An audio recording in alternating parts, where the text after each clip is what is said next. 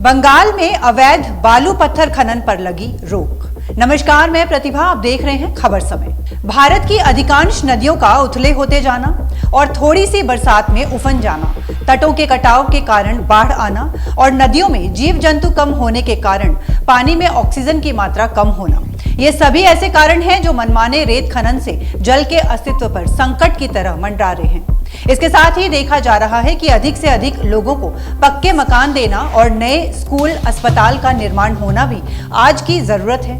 लेकिन इसके लिए रेत खनन अपने आप में एक ऐसा वातावरण खतरा बनता जा रहा है जिसकी पूर्ति होना संभव नहीं है।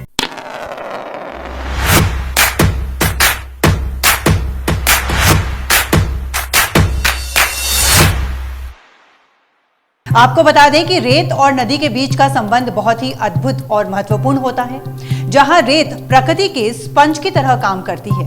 देखा जाता है कि नदी के आसपास रेत होती है जो साल भर में अपनी पूरी क्षमता तक पानी सोख लेती है और गर्मियों में जब नदी शुष्क होने लगती है, ऐसे में सूरज की भयंकर गर्मी रेत को पानी छोड़ने में मजबूर करती है और इस प्रकार नदी को बचाया जाता है, जो बदले में गर्मियों की चिलचिलाती गर्मी में सभी प्राणियों को पानी प्रदान करती है। लेकिन दुर्भाग्यवश ये देखा जाता है कि इंसान अपनी जरूरतों को पूरा करने के लिए रेत का लगातार खनन करते रहते हैं, जिससे कुछ नदियां सूखने की कगार पर पहुंच चुकी हैं। Every drop of water counts. SBM Gold's water tank is the most sustainable and durable water storage solution available. Our hashtag असली commitment. जैसा कि हम सभी जानते हैं कि भारत में मानसून प्रवेश कर चुका है। मौसम परिवर्तन के प्राकृतिक चक्र के अनुसार गर्मी के बाद बारिश का मौसम दस्तक दे चुका है। बारिश के इस मौसम में समतल इलाकों से होकर बहने वाली नदियों की गहराई और किनारों पर बालू की नई परत जमती है, जबकि लगातार खनन कर बालू पत्थर निकाले जाने की वजह से नदियां अपना पथ बदल रही हैं, जिसकी वजह से कटाव और बाढ़ की समस्या जटिल होती जा रही है।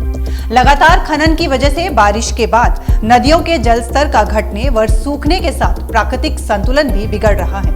इसी के मद्देनजर इस वर्ष जून से दार्जिलिंग और जलपाईगुड़ी जिला अंतर्गत बहने वाली नदियों से बालू पत्थर निकालने पर पाबंदी लगा दी गई। इस कड़ी में दार्जिलिंग और जलपाईगुड़ी जिला भूमि व भूमि सुधार विभाग की ओर से नोटिस जारी कर दिया गया। साथ ही चोरी छिपे नदियों से खनन कर बालू पत्थर निकालने वालों को रोकने और नियमों का उल्लंघन करने वालों के खिलाफ कार्रवाई करने के लिए सिलीगुड़ी मेट्रोपॉलिटन पुलिस समेत दार्जिलिंग और जलपाईगुड़ी जिला पुलिस को निर्देश भी दिया गया है।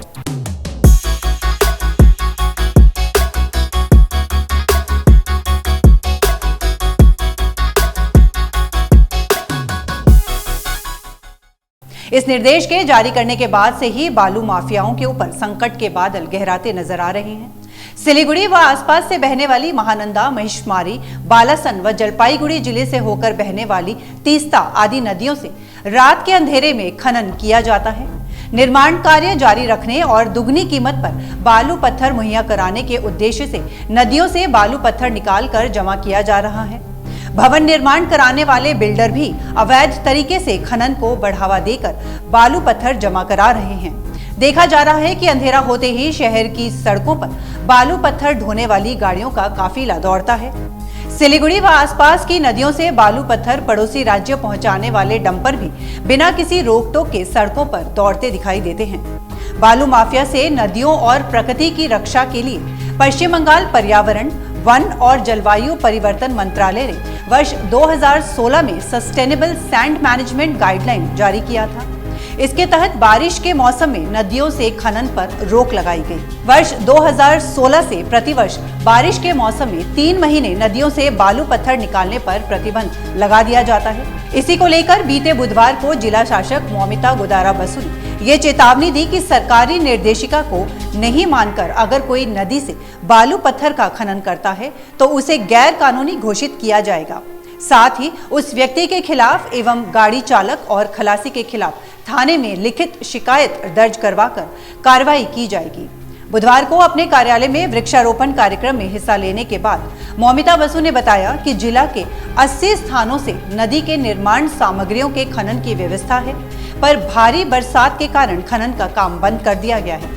साथ ही ये भी बताया गया कि बरसात का मौसम खत्म हो जाने के बाद एक बार फिर स्टेट होल्डर्स को निर्माण सामग्रियों के खनन की अनुमति दी जाएगी, लेकिन इस वक्त जब खनन के कार्य को पूरी तरह से बंद किया गया है, इसके बावजूद देखा जा रहा है कि तीस्ता डुवर्स के कुछ नदियों का जलस्तर कम होने से गैर कानूनी रूप से निर्माण सामग्रियों के खनन करने का आरोप है।